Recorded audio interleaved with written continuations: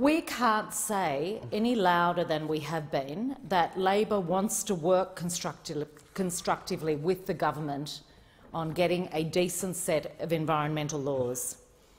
We have reached out our hand to the government, but we can't force the government to take our hand on this matter.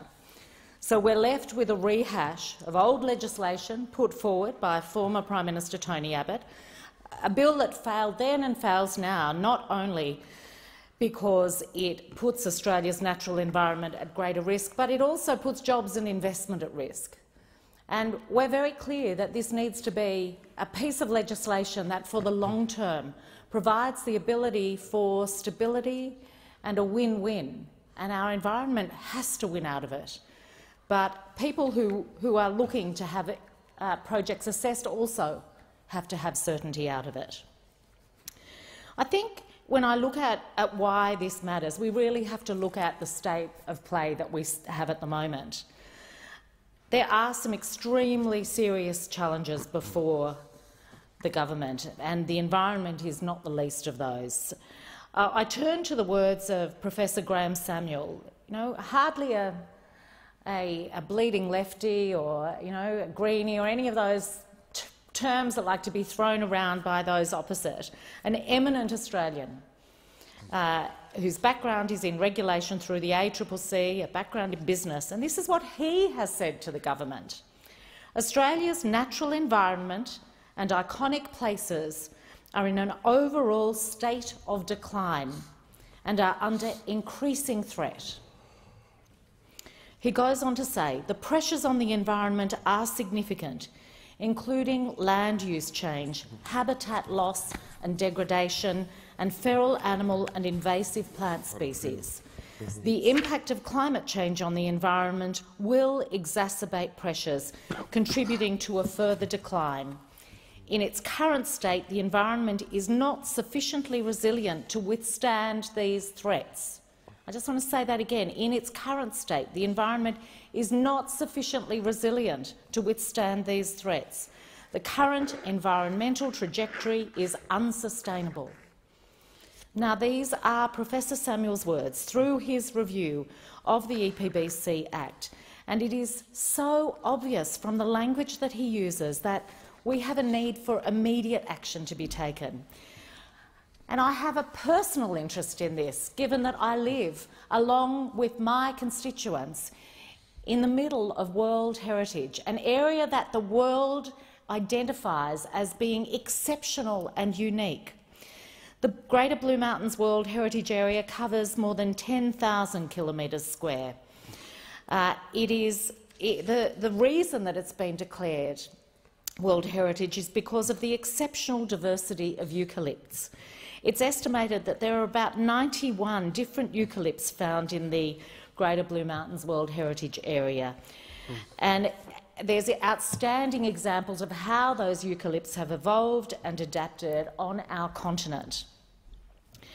We've got a wide range of habitats, from wet and dry sclerophyll forests, from woodlands, mallee heathlands, grasslands and localised swamps.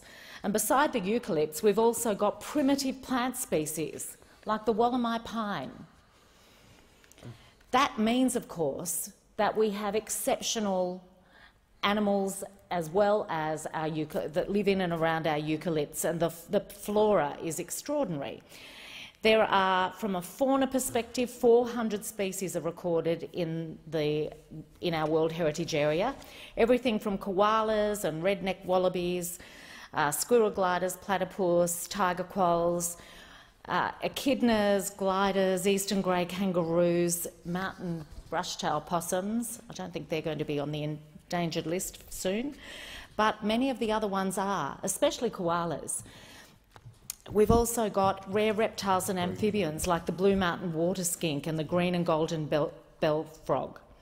4,000 moths, 120 butterfly species were considered to be an important bird area, with a high number of significant bird species like flame robins, glossy black cockatoos, wide brown babblers, white-eared honey-eaters, superb lyrebirds and diamond firetails. I mean, it is an extraordinary place. It's spread over a large area, but each separate habitat is vital for the survival of those species. And of course, the bushfires have affected that area really badly. 79% of the Greater Blue Mountains World Heritage Area was burnt in the 2019-20 fires. That's 855,000 hectares burnt. And of the consequences of that, and people seem to say, oh, well, the bush bounces back really back. No, this bush hasn't bounced back in every area very easily. There's still black as far as the eye can see in some valleys, and we know it has a really long way to go. But in terms of the native fauna impacted, the estimate is that 15 million mammals, excluding bats, died, 17 million birds and 110 million reptiles. And it's a shocking toll. And I have to say, I think we've done very little. This government has done very little to really properly audit and then look at how we recover some of the losses that have been experienced there. So when you look at this legislation and you think about the things that we're facing, that was just one natural disaster. Yes, it was one of the worst fires we've ever seen, the largest fire the world has seen from a single ignition point. But we know that those fires are coming increasingly frequently. We know that they're bigger, we know that they're wilder, and therefore there's even greater reason for us to be having strong environmental and biodiversity protections. The Australian government has acknowledged that 13 of our endemic species, including 12 mammals and the first reptile known to have been lost since European colonisation, are gone. It puts us in the shameful position. I've heard it described as unenviable, but actually it's a shameful position of being the #1 in the world for mammal extinction, lifting the total number of mammals who have known to have died out to 34. And I think when I looked at it that no other country is even close to us. We've really excelled at this one, and that is a disgrace. The updated list of extinct animals and it means that more than 10% of the 320 land mammals known to have lived in Australia in 1788 are extinct. That's 10%. We've managed that in a really short time frame. I'd like to see laws that slow down that process and ideally reverse that process, but these laws don't offer us the sorts of protections that we need. These laws don't strengthen what we have. They do nothing to help reverse these trends. And we all know that koalas could soon be listed as endangered in Queensland, New South Wales and the ACT, because those populations in particular were smashed by the bushfires. In my own area, there have been a couple that were rescued and have now been re-released. We had one of the few chlamydia-free koala populations, but they have taken such a hit, and no one really knows whether they will be able to come back from that.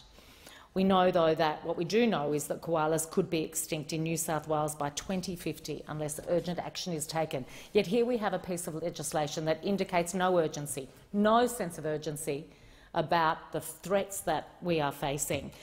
You know, even the kids at Winmalee Public School have a greater sense of the urgency. And just recently, I want to commend them for the work they've done with a koala expert, Dr. Kelly Lee. And they've been working to plant habitat that is considered one of the favourites for koalas. And this is a mass planting at Dene Forest Reserve in Springwood. So well done to the Winmalee Public School kids. It's a school my children went to, and I know there's always been a strong sense of wanting to protect and enhance the environment that their school nestles in, their suburbs surrounded by World Heritage Area.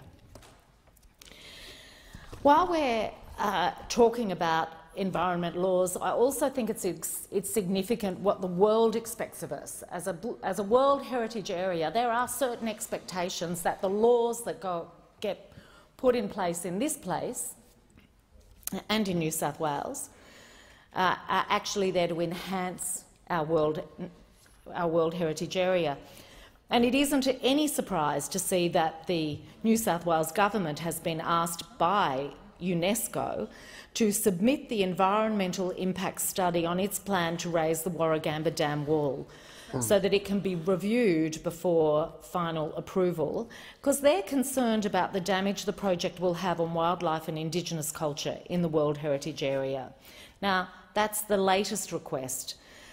It feeds in with the concerns that the UN body has about areas like the Great Barrier Reef, which they consider to be in significant danger. And these are the sorts of issues. These just aren't minor issues where we are not, we're not in a grey zone here. We're in a really clear zone where there are threats and projects that are ongoing threats. There's the threat that the community and the wildlife faces from flight paths of the new Western Sydney Airport. We don't even know where those flight paths are going to go. Will they put sound into this World Heritage Area like it's never had before? And what will that do? Maybe not in the first week, maybe not in the first year, but over a long period of time. What will the environmental consequences be to an area considered to be exceptional? So there's some of the reasons why this legislation is inadequate. But it's also inadequate because Australians do have to have confidence that when a project is put forward, it can be assessed in a reasonable timeframe. Every single delay that's unnecessary for a project which has an environmental impact is a delay for that investment and therefore a delay for the jobs. Now, we've been really consistent in the discussions about this review, critical of the government's failures about being able to make decisions on time, but consistent in saying that you need a piece of legislation that enables those processes to happen efficiently. And yet this legislation fails to do it. What we'd like to see, of course, is a government that's willing to work with us on this. I don't understand why a government that uses the term bipartisan and throws it around so happily is so unable to actually put that into effect. Maybe it doesn't know what it actually means. More likely knows what it means but just doesn't care and always wants to politicise what is going on rather than acting in the best interests of the country. I think what we see as a consequence of this legislation, should it go through unamended, is that it's likely to lead to even more problems, not less, for investment and for jobs. And that's just not us making an assessment. That's statements from resources peak bodies, from business, who recognise that it is inadequate legislation. So, Deputy Speaker, I really urge the government to rethink this. We are still offering to work constructively on it.